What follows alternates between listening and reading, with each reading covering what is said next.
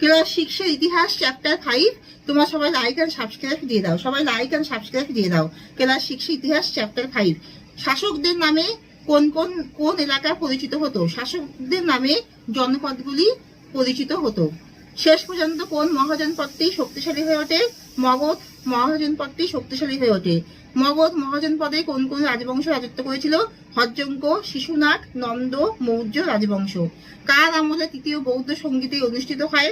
মৌর্য সম্রাট অশোকের আমলে। ত্রিপিটক কোন ভাষায় রচিত? ত্রিপিটক পালি ভাষায় রচিত।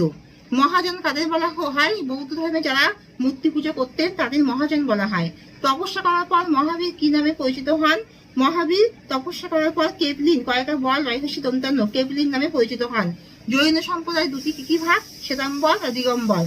দুটি বৌদ্ধ সম্প্রদায় কি কি? জৈন সম্প্রদায় দুটি ভাগ হলো শ্বেতাম্বর আর দিগম্বর। দুটি বৌদ্ধ সম্প্রদায় কি কি ভাগ?